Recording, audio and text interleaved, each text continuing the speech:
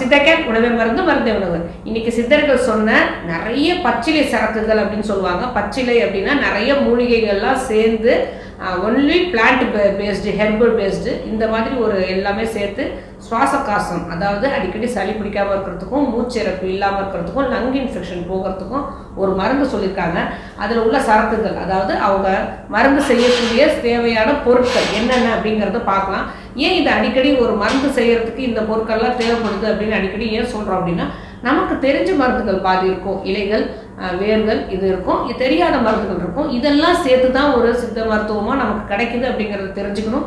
சித்த மருத்துவம்னா வேற ஏதோ என்னென்னமோ சேர்த்து செய்வாங்க, அது சாப்பிட்டா நமக்கு ஒத்துக்குமா, அதனால சைட் எஃபெக்ட்ஸ் வருமா அப்படிங்கிறது சந்தேகம் இன்னும் இருந்துட்டு தான் இருக்குது நிறைய பேருக்கு. ஒரு நவீன மருத்துவத்தில் அலோபதி மெடிசின்ஸில் நிறைய கெமிக்கல்ஸ் சாப்பிட்றோம், அதனால சைட் எஃபெக்ட்ஸ் எவ்வளோ இருக்குது அப்படிங்கிறத கூகுள் பண்ணி பார்த்தா நமக்கே தெரியும். அது சாப்பிட்றதுக்கு சிறிதும் தயங்குறது இல்லை. டக்குன்னு ஒரு மருந்து கவுண்டர்லேயே போய் டக்குன்னு வாங்கிடுறோம் அப்படின்னா நவீன மருத்துவர்கள் எழுதி கொடுக்குற ப்ரெஸ்கிரைப் பண்ணுற மெடிசின்ஸை வந்து உடனே மெடிக்கல் ஸ்டோரில் போய் வாங்கிட்டு சாப்பிட ஆரம்பிச்சிடுறோம். ஆனால் சித்த மருந்துகள்ங்கிறது ஒன்றுமே இல்லை, நமக்கு தெரியாத நம்ம முன்னோர்கள் யூஸ் பண்ண பச்சிலை மருந்துகள் தான், ஹெர்ப்ஸ் தான்.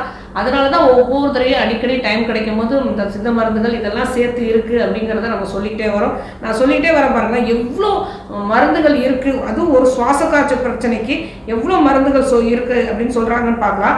இருசங்கு, ஆடாத்தோடை, நொச்சி, கைசாலை, பருத்தி இலை, தூதுவளை, இண்டு, சாரணை, குட்டி விழாவலை, விளாங்கண்ணி, பொன்னாங்கண்ணி, கல்யாண முறுக்கு, தேல் கொடுக்கிலை, ஆம்பல், சிற்றாமுட்டி, மருதணி, இலந்தை வித்து, சீதலை, தும்பை, கீழ்காய் நெல்லி, கொடிவேலி, திராய், முசுமுசுக்கை, செம்பை, கண்டங்கத்திரி, கஞ்சாங்கோரை, குப்பைமேனி, முன்னை, துளசி, பொன்னாவாரை, குமிழ், இருநெருஞ்சில்வேல், பழிவேறு, வேலிப்பருத்தி, சிறு கொம்மட்டி, மணத்தக்காளி, பெருவாகை, தேற்றான், முள்ளங்கி, தழுதாலை, இம்பூரல், பெருமல்லி, பொடுதலைக்காய், சிறுவழுதலை வேர், சிறுமல்லி, பாதிரிவேர், திப்பிலி கொடி, இதில் எல்லாமே சேர்த்து இதில் ஒன்று இல்லைன்னா பலது, இது எல்லாமே சுவாச காச பிரச்சனை, இருமல், இளைப்பு, மூச்சு விடுறதுக்கு சிரமமாக இருக்கிறது, இது எல்லாத்துக்குமே குணமாகும் அப்படின்னு சொல்கிறாங்க.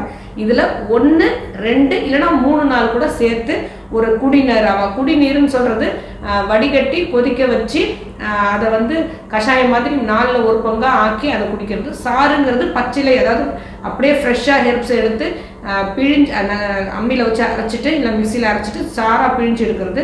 சுரசம் அப்படிங்கிறது அந்த பிழிஞ்சு எடுத்த சாரை வந்து டக்குன்னு சூடு பண்ண பாத்திரத்தில், இரும்பு பாத்திரமோ இல்லை வேறு ஏதாவது என்ன பாத்திரங்கிறதே சித்த மருத்துவம் சொல்லுவாங்க, அதில் வந்து சூடாக இருக்கும்போது அந்த சாரை ஊற்றிட்டு டக்குன்னு எடுத்துறது. அடுத்தது ஒரு சூரணங்கிறது பொடியாக்கி இந்த ஹெர்ப்ஸ் சொல்கிறோம் இல்லையா, எல்லா இலைகளாக இருந்தாலும் சரி வேறாக இருந்தாலும் சரி அதை வந்து நல்லா 14 நாள் நிழலில் உலர்த்திட்டு 1 நாள் வெயிலில் வச்சுட்டு இதை வந்து பொடியாக்கி சூரணமாக செய்து சாப்பிட்றது. இல்லைன்னா லேகியம், இதில் தேனோ வெல்லமோ சேர்த்து ஒரு லேகியமாக கிண்டி இதை சாப்பிட்றது. இது மாதிரி ஏதாவது ஒரு வகையில் நம்ம சாப்பிட்டு வந்தோம் அப்படின்னா அடிக்கடி சளி பிடிக்கிறது, இருமல், சுவாச காச பிரச்சனைலாம் முற்றிலும் நீங்கிடுன்னு சொல்கிறாங்க. இதை நமக்கு பாதி தெரியும் பாருங்களேன். இப்போ ஆடாத்தொடை தெரியும், கண்டங்கத்திரி தெரியும், இருநெருஞ்சில் வேர் தெரியும், இதே தும்பை தெரியும், மருதணி தெரியும், இலந்தை வித்து தெரியும், கல்யாண முறுக்கு தெரியும், பொன்னாங்கண்ணி தெரியும், இந்த மாதிரி கீரைகளும் நமக்கு தெரியும். ஸோ இந்த கீரைகளை நம்ம சிறு குழந்தைகள்லேருந்து நமக்கு செய்து கொடுத்துட்டோம், நம்மளும் சாப்பிட்டு வந்தோம் அப்படின்னா இந்த சளி பிரச்சனையே வராது. வந்துட்டாலும் இந்த மாதிரி கீரைகள், இந்த வேரை வந்து மருந்தாகவும் எடுத்துக்கலாம், உணவாகவும் எடுத்துக்கலாம். இந்த மருந்தாக எடுத்துக்கும் போது இந்த நம்ம சாப்பிட வேண்டிய சாப்பிட மறந்த இந்த மூலிகைகள் தான் நமக்கு மருந்தா வருது அப்படிங்கிறத நம்ம தெரிஞ்சுக்கிட்டோம் அப்படின்னா சித்த மருத்துவம் பற்றி ஒரு தெளிவு நமக்கு கிடைச்சிருக்கு. ஆரோக்கியமாக வாழ்வோம். வேறு எதை பற்றி பேசணும் நீங்கள் நினைச்சாலும் சரி தாராளமாக கமெண்ட் பண்ணுங்கள். உங்களுக்கு எந்த நோயாக இருந்தாலும் சித்தா கேரை அணுகுங்க.